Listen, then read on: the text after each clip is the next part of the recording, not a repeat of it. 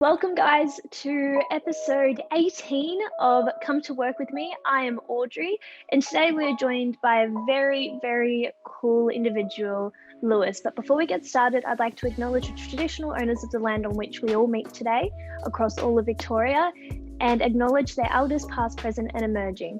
And I'd like to hand over to Lewis. Thank you. Hello. Really great to be here. I too would also like to acknowledge that I'm connecting from Wurundjeri Woiwurrung country, and I have lived and grown up on this beautiful country and am a guest of this country. So I give thanks to all those that have walked these lands before us and have taken care of this country. And I guess essentially thank them for being able to thrive on this country, and my children can as well.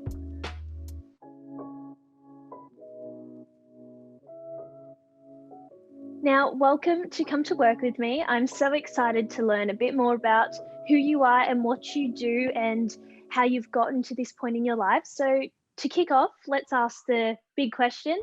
Who are you and what do you do? Who am I? That's definitely something that I constantly change, but that's always something. That's what you got to do. Constantly learning and evolving. No, 100%. But I can give you my ancestral connections are Yorta Yorta and Dja Dja Wurrung, and that's on my mother's side. And on my father's side, I'm a Gundi Chamara Kiro Wurrung man. My name is Lewis Brown. I have had quite the journey, but currently hold the title of Executive Officer and Team Leader to the Aboriginal Justice Caucus as well. Amazing. I want to learn more about this. We're going to touch on all of your different roles later, but please continue. Sorry. So I also hold a second job. It's a new job. I, being true to my matriarch and for doing the best I can in my identity by participating in cultural fire and on Dja Dja Wurrung country. So I also hold the position of a Jandakwi cultural fire field officer at the Dja Dja Wurrung enterprises. Amazing. So for some of our people who are tuning in, students, viewers, can you touch on a little bit more about what that is and about your roles in your communities? So I guess my primary role, my executive officer role, I support the operations of what's called the Aboriginal Justice Caucus. And the Aboriginal Justice Caucus, it stems from an agreement that occurred 21 years ago called the Aboriginal Justice Agreement. In that agreement, what's included in that agreement is a very clear agreement between the Victorian government and the Victorian Aboriginal community about improving justice outcomes for Aboriginal people. A lot of initiatives that stemmed from this agreement, one being the Aboriginal Justice Caucus. Another would be the Koori Court, so the Magistrates Court, the Children's Court, and the County Court as well. And a lot of other justice agreement initiatives that stem from it, like Aboriginal wellbeing officers in prisons, sheriff's Aboriginal liaison officers as well.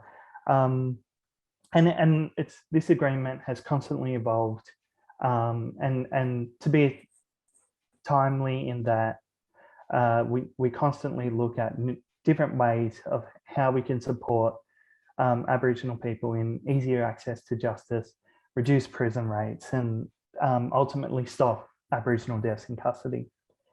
So I support the Aboriginal Justice Caucus that I suppose lead the Justice Agreement and are the main point of contact. As well as that, I participate in a lot of policy, so around Aboriginal justice. So I guess some examples, some public intoxication reforms that are currently happening, and other different types of reform as well. My second role is I'm sort of yet to start, but I will be able to, I guess once it's safe to do so, and I'm able to freely travel from Jajaradong country and Wurundjeri country as well.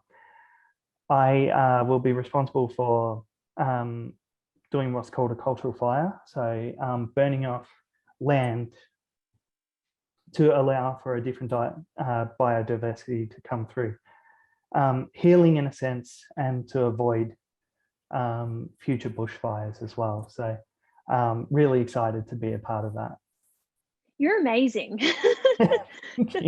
Oh, sorry, that was the first thing that came to my head. Wow. Wow. You have got some amazing roles on your shoulders and a lot of responsibility in our community. So thank you for all you do. Wow is all I can say. You seem so passionate about what you do. Your face lights up when you're talking about your work. So why do you think you're so passionate about what you do? Why I think I'm passionate, I think it's not only, it's kind of like I get paid to support my spirit and my identity, if that makes sense.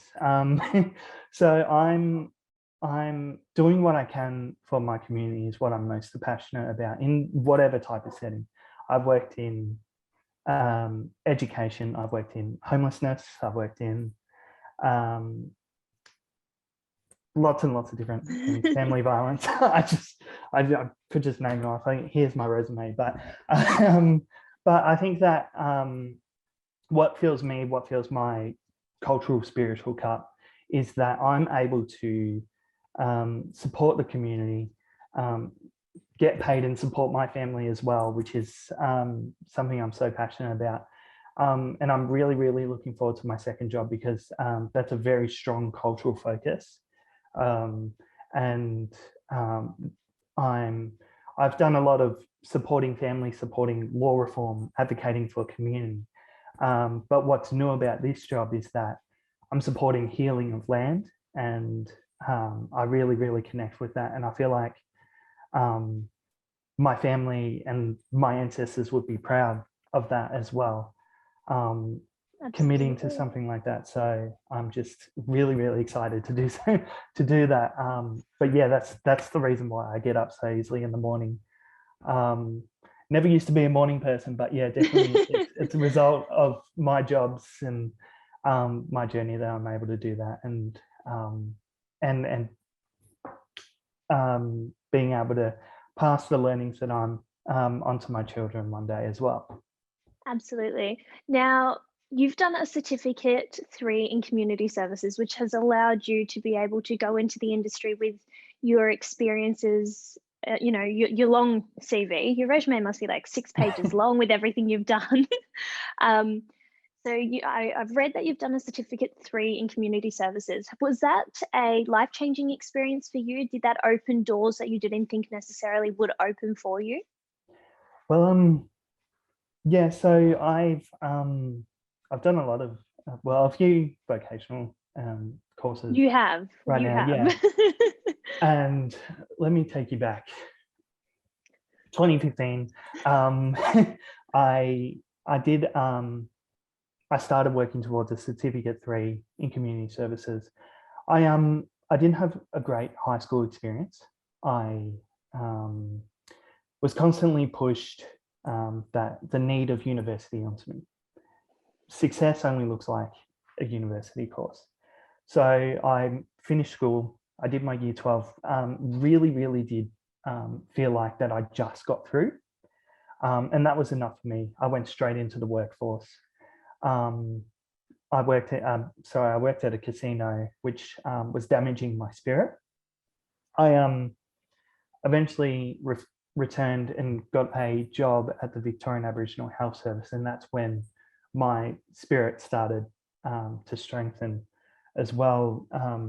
And my manager said, here's a certificate 3 in community services, and you can do that at another Aboriginal organisation. And I'm like, based on my high school experience, is study something I'm really capable of? And so it was that moment where I did decide to enroll. Was the day my life changed, I guess. Mm-mm. It was And I think a lot of students finishing year 12 who are not the best at school, or they've been pushed like a lot of people have, that uni is the only way, that yeah, you feel a little deflated. yeah, You don't want to continue on with other options. yeah, So I can understand the bit of a struggle of fighting with yourself, like, am I going to be able to do this? But a lot of the yeah. times, vocational pathways is a great way to go. Is yeah, well, it was definitely the right way to go The for right way me. for you. Yeah, and I made a very strong connection with my trainer at the time, Melinda. Um, and I guess, yeah, since that moment, um, I was able to return for the certificate 4 in community services.